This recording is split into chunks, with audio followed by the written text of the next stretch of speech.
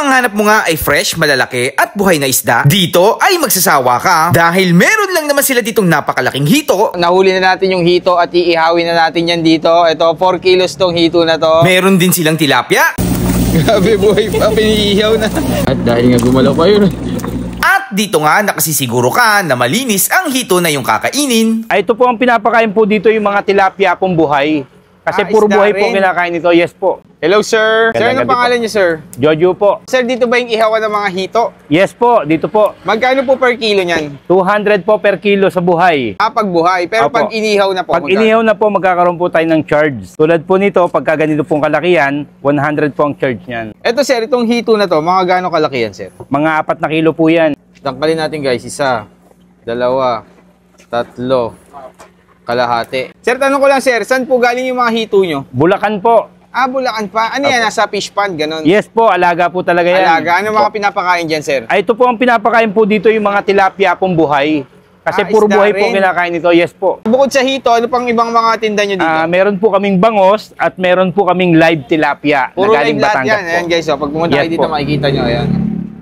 Puro mga ano. Tapos ito, may tilapia. Iniihaw na rin. Sa tilapia nyo, sir, magkano?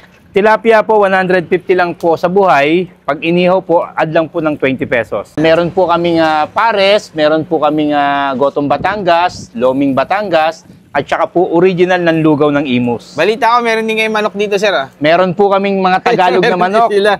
Parang ang daming buhay Apo. na hayop dito sa ano ni sir, tindahan. Farmville na eh. Puro fresh talaga, no, sir? Opo, No? yes po. Sir, last na question na. Saan po ba located tong ihawan ni Jojo? Sir, dito po yan sa Bayan Lumawan, Imus, Cavite, at malapit po kami sa may Samson Chapel. Pag ba umorder, sir, ng ganito, ako din manghuhuli doon? Kunyari? Pwede po, opo. Pwede? Yes po. Sige nga, sir. Try ko nga, manghuli ako. Okay po. Pili tayong pinakamalaki dito. Ito na yung pinakamahirap na na vlog ko. So guys, ito nahuli na natin. Ito na yung hito. Ayan guys. Wow, ang laki. Grabe guys. Lapag natin dito. Ayan guys, ang laki no. Medyo malikot siya. Pumapalag talaga yung hito. Ayan na. So mga food trip, ito, nahuli na natin yung hito at iihawin na natin yan dito. Ito, 4 kilos tong hito na to. Grabe, ang laki ng hito. Dapat may ulo.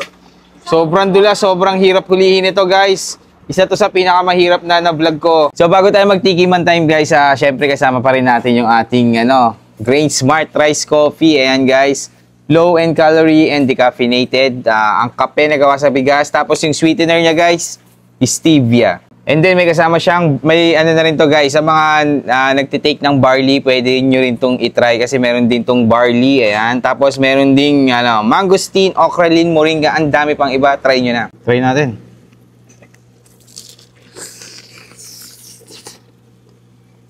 So, malinamnam guys. Toyo, ayan.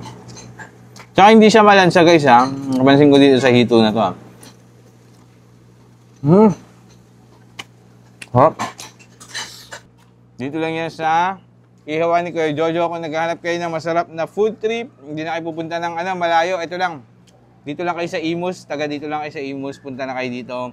Mga fresh talaga yung tilapia natin, niluluto pa eh. So, ito muna yung titikman natin. Tingin pa tayo isa. Puro tayo dito, ayan Grabe. Ayan Ang laki yung hito.